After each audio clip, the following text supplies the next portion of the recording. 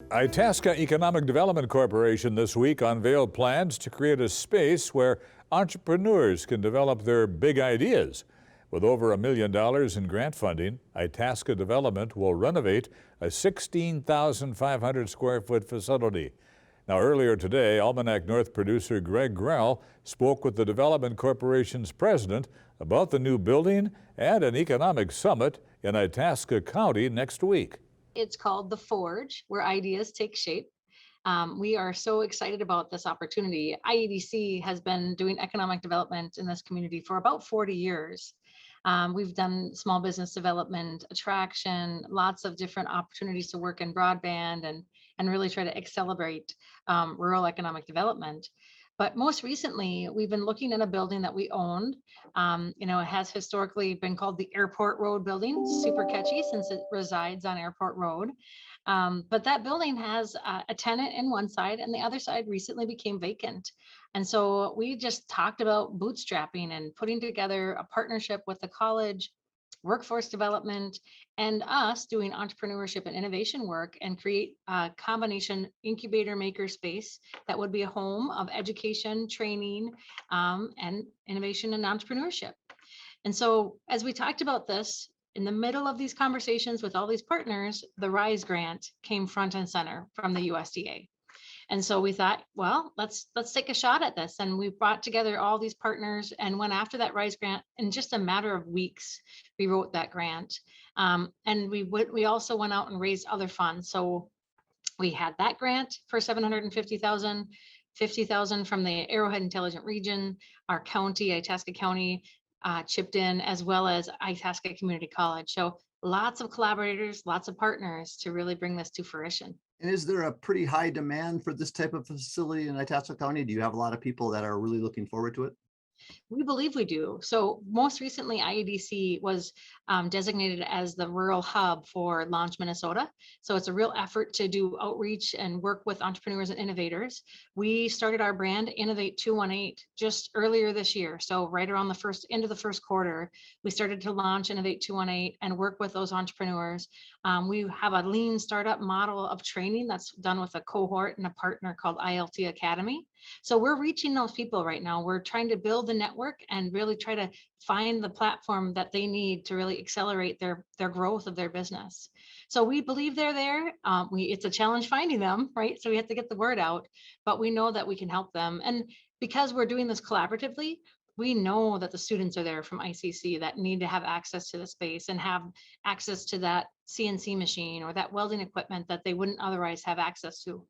And elaborate a little bit more on that partnership. That was going to be my next question with the community colleges involved. That should be a real great opportunity for them. Oh, it's huge. It really is, because they have, the challenge is they have a limited space available for them. And so that's why we started having the conversations in the first place, was how can we try to put a space together that we can both use so it has more sustainability, right? Because when you're rural, trying to do something like this on your own sometimes has a very short lifespan because there's not enough money to go around.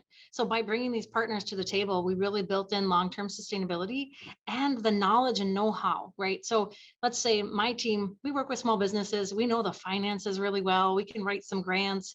We can lead in this community, but we're not educators, right? We're not welders. And so by having the partnership with education and with the NemoJet, the workforce development crew, they have the trainers already. They have the educators. And so they bring so much value to this space, because now not only do we have entrepreneurs and innovators in that space, but we have students and we have teachers and we have trainers and folks that can really help everyone use this equipment and develop their ideas. Now, next week, Tamara, you are hosting the Itasca Development Summit. Tell us a little bit about that. Well, IEDC really believes that we're at a pinnacle moment. So if you don't know, our region is home to one of the last coal-fired power plants in the state of Minnesota, the Boswell Energy Center. Our partnership with Minnesota Power has been significant, and they really believe in trying to diversify our region beyond the Boswell Energy Center. Because there is a lot of pushback on how long they're going to be around. We're working within a time frame to really try to find new opportunities for our community, whether it's new business opportunities, entrepreneurship opportunities, training and education, community development. It's really all of those things in one bucket. And so we decided to put on the summit where we could invite both the usual, as I call them, suspects, people like myself and community leaders that do a lot of these summits, and some of the unusual suspects that aren't always at the table and their voice is not heard. And so by bringing these different community members together, we really hope to hear from people, give them ideas, right? So part of the session is focused on hearing from inspirational speakers, topics around entrepreneurship, topics around housing and workforce development and tourism, all these really important critical pieces of our region. And then at the end of each day, there's what's called a facilitated work session, where all of those people will come together in a space and start to talk about, okay, what did you take away from this information? What can we do? And how can we do that? How do we make these things happen? So, you know, a lot of people have conferences and summits, and it's great, and I love that. But we wanted to go in with a purpose of coming out of this summit with real ideas and people that were willing to step up and take part in putting those ideas into action. Is there any more room at the summit? Could people still participate if they wish, and give us the details? Well, the great news is, so our summit is in person at Sugar Lake Lodge over 2 days. The in-person piece is pretty full. Obviously, we're trying to be really safe. But the one thing that we've done is we've put everything on Zoom live and recorded. So all you need to do is go to IEDC's website, itascadv.org, and click on the summit, and every link to every session will be available on there, and you can watch any of those live, or again, go back later and find the recorded version. The only thing that won't be available is the facilitated work sessions, because we don't want people to think they're being recorded. We want them to be candid and open about what they're thinking about problem solving here in Itasca County. So we encourage anyone to attend.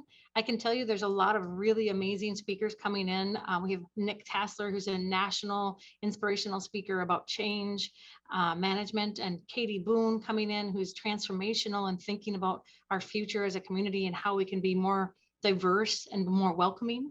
And then lots of other speakers to kind of talk about those other industries I mentioned earlier.